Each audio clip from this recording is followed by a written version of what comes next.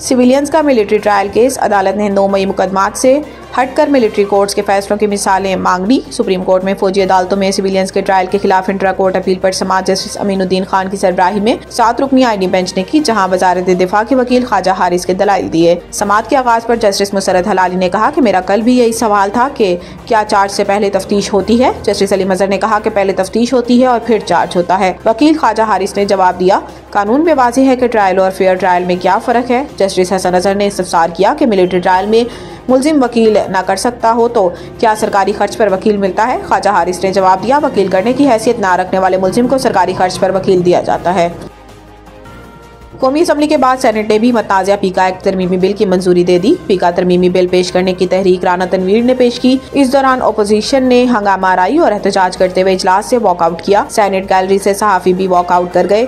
कौमी असम्बली के बाद सेनेट ने भी मतनाज़ा पीका एक्ट तरमीमी बिल की मंजूरी दे दी। पीका तरमीमी बिल पेश करने की तहरीक राना तनवीर ने पेश की। इस दौरान अपोजिशन ने हंगामा आराई और एहतजाज करते हुए इजलास से वॉकआउट किया। सेनेट गैलरी से सहाफ़ी भी वॉकआउट कर गए। बड़े पैमाने पर टैक्स चोरी, 59 लाख रिटर्न्स में से 26 लाख के काबिल टैक्स आमदन सिफर होने का इंकशाफ। सरकारी अदाद-ओ-शुमार से इंकशाफ हुआ है कि ज्यादा मालियत वाले अफराद की तादाद ज्यादा नहीं थी, क्योंकि सिर्फ चंद हजार अफराद ऐसे थे जिनकी काबिल टैक्स आमदनी मौजूदा माली साल के दौरान जमा कराए गए ताज़ा तरीन इनकम टैक्स रिटर्न्स में 100 मिलियन रुपए से ज्यादा थी। चेयरमैन FBR राशिद महमूद लंगड़ियाल ने हाल ही में कौमी असम्बली की ज़ेली कमेटी के सामने बयान दिया कि सिर्फ 12 अफराद ऐसे हैं जिन्होंने अपने जमा कराए गए टैक्स रिटर्न्स में 100 अरब रुपए की दौलत जाहिर की। यह अदाद-ओ-शुमार जाहिर करते हैं कि या तो बड़े पैमाने पर टैक्स चोरी हो रही है या मुल्क में ज्यादा दौलत रखने वाले अफराद की तादाद बहुत कम है।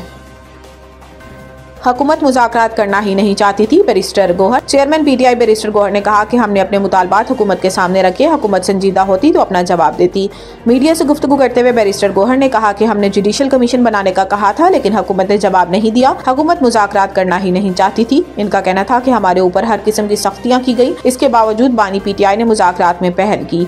हुकूमत ने मुज़ाकरात में ताख़ीर की। हुकूमती कमेटी ने कहा कि 28 जनवरी को जवाब देंगे। चेयरमैन PTI ने मजीद कहा कि आर्मी चीफ के अलावा किसी से मुलाकात नहीं हुई। नवीद टिक्का शॉप, मुंशी महल्ला चौक। नया अंदाज, नया जायका और मयार एक साथ। नवीद टिक्का शॉप अपना पैगाम देते हैं, रेट वो जो हर किसी की पहुंच में।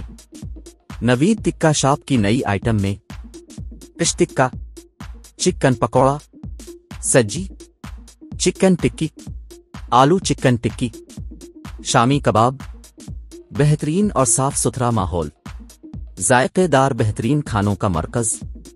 एक बार जरूर आजमाएं। नवीद टिक्का शॉप, मुंशी महल्ला चौक, मंदी बहाउद्दीन।